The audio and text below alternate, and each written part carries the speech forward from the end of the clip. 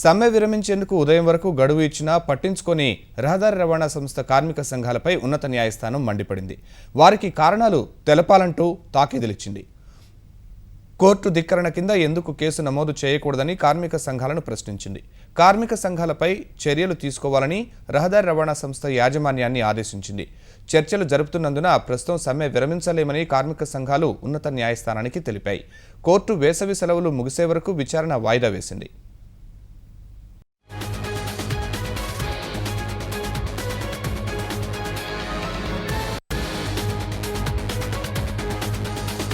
మొత్తానికి ఆర్టీసీ యూనియన్లు చేస్తున్నటువంటి సమ్మె పట్ల హైకోర్టు తీవ్ర ఆగ్రహం వ్యక్తం చేసింది. వారందరికీ కూడా షోకాజ్ నోటీసు జారీ చేస్తూ కొద్దిసేపటి క్రితం ఉత్తర్వులు జారీ చేసింది.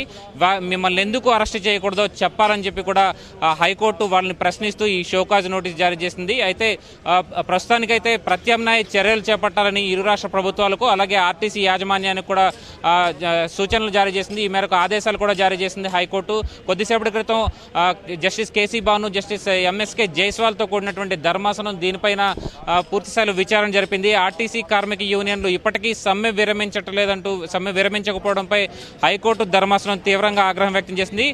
ఇవాళ ఉదయం 10:30 గంటలకల్లా సమ్మె విరమించాలని, ప్రజాశ్రేయస్సు దృష్ట్యా ఈ సమ్మె విరమించి తదుపరి కార్యాచరణ చేపట్టాలని, తదుపరి చర్చల కోసం కూడా చేపట్టాలని కూడా కోర్టు ఆదేశాలు జారీ చేసినప్పటికీ కోర్టు ఆదేశాలను ధిక్కరించడంతో ఆర్టీసీ కార్మిక యూనియన్లందరికీ కూడా కోర్టు ధిక్కరణ కింద నోటీసు జారీ చేసింది. ఈ మేరకు షోకాజ్ ఎందుకు ధిక్కరించాల్సి వచ్చింది, కోర్టు ఆదేశాలని తెలియజేయాలని చెప్పి కూడా ఈ షోకాజ్ నోటీస్ జారీ చేసింది.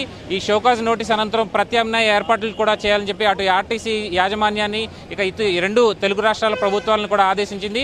ప్రత్యామ్నాయంగా ప్రతి ఒక్క ప్రయాణికుడికి కూడా పూర్తి స్థాయిలో సేవలు అందించేలాగా ప్రత్యామ్నాయ ఏర్పాట్లు చేయాలి. అలాగే బస్సులు కూడా నడపాలి. దీనికి పోలీసు ప్రొటెక్షన్తో సాయంతో బస్సులు నడపాలని చెప్పి కూడా హైకోర్టు ప్రభుత్వాలను ఆదేశించింది. ఈ ఇరు రాష్ట్ర ప్రభుత్వాలతో పాటు రాష్ట్ర డీజీపీలను కూడా ఆదేశించింది హైకోర్టు. కొద్దిసేపటి క్రితం జారీ చేసినటువంటి ఉత్తర్వుల్లో మొత్తం బస్సులన్నింటికి కూడా పూర్తి స్థాయిలో రక్షణ కల్పించాలి. పోలీసు రక్షణ మధ్య వారందరికీ కూడా పూర్తి బందోబస్తు మధ్య ఈ బస్సులు నడపాలని కూడా హైకోర్టు స్పష్టం చేసి చెప్పింది.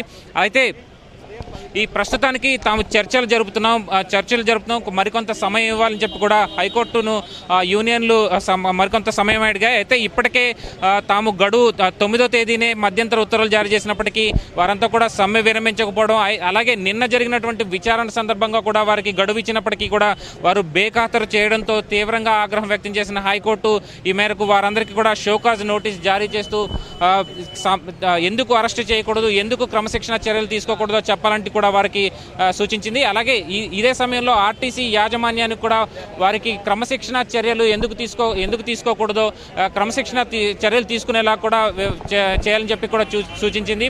అదే సమయంలో బస్సులు నడుపుతున్న సమయంలో ఎవరైనా ఆర్టీసీ కార్మికులు ఎక్కడైనా దాడులకు పాల్పడినట్టు రుజువైతే గనక కేసులు నమోదు చేసి వారిని కఠినంగా శిక్షించాలని చెప్పి కూడా సూచించింది.